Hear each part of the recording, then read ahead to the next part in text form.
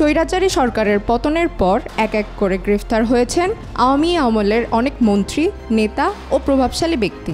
এদের নামে মামলাও হয়েছে শত শত। একসময় যাদের দিন কাটত কোটি টাকা মূল্যের বাড়িতে, তাদের অনেকেরই এখন ঠাঁই হয়েছে জেলে। তবে তারা কে কোথায় কোন জেলে আছেন এবং কিভাবে তাদের দিন অতিবাহিত হচ্ছে সে সম্পর্কে আমরা অনেকেই জানি না।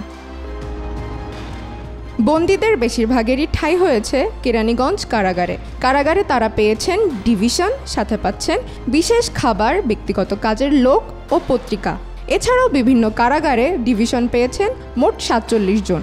তাদের মধ্যে রয়েছে সালমান এফ রহমান, আনিসুল হক, দীপু মনি, জুনায়েদ আহমেদ পলক, রমেশ চন্দ্র সেন, এম.এ. মান্নান সহ আরও অনেকে। শুধুমাত্র মন্ত্রী, নেতা বা প্রভাবশালী ব্যক্তিই নয়, বাদ যায়নি আইন শৃঙ্খলা বাহিনীর কর্মকর্তারাও।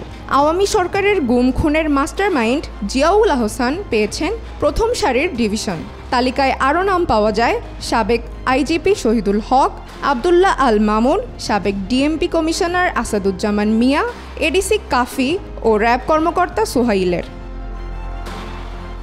গত এক মাসে গ্রেফতার হওয়া আওয়ামী সরকারের প্রভাবশালী রাজনীতিক এবং কর্মকর্তাদের দফায় দফায় রিমান্ড শেষে কারাগারে পাঠানো হয়েছে। বিগত সরকারের সাবেক মন্ত্রী, প্রতিমন্ত্রী, উপমন্ত্রী সংসদ সদস্য হওয়ায় তারা বাড়তি সুযোগ সুবিধা পাচ্ছেন।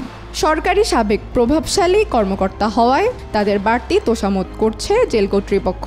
তারা থাকছেন এসি রুমে, খাচ্ছেন বাসার খাবার। রিমান্ডে থাকার পরও পাচ্ছেন বাড়তি সুযোগ সুবিধা।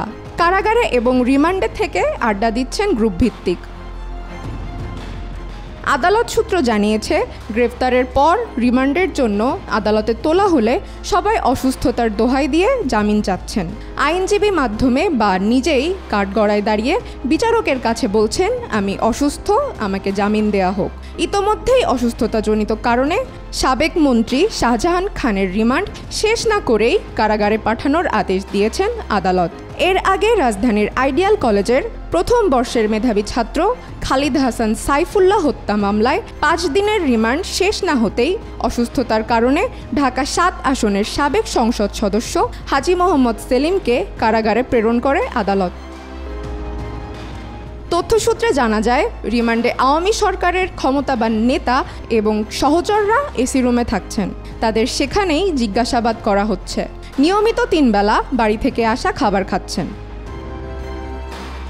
তবে গোয়েন্দারা বলছেন, গ্রেফতারের পর রিমান্ডে থাকা প্রত্যেকেই বৈষম্য বিরোধী আন্দোলনে পতন হওয়া স্বৈরাচারী শেখ হাসিনা সরকারের অত্যন্ত প্রভাবশালী বা ক্ষমতাবান ছিলেন। তাদের কথায় সরকার চলত, দেশের সব কিছুই তারা নিয়ন্ত্রণ করতেন। এসব ব্যক্তিদের অত্যন্ত সতর্কতার সাথে জিজ্ঞাসাবাদ করা হচ্ছে। সঙ্গে তাদের দেয়া হচ্ছে বাড়তি সুযোগ সুবিধা। এটা বিলাসবহুল নয়, বরং তাদের জন্য এটা স্বাভাবিক জীবনযাপন। চন্দ্রিকা মজুমদার, আজকাল।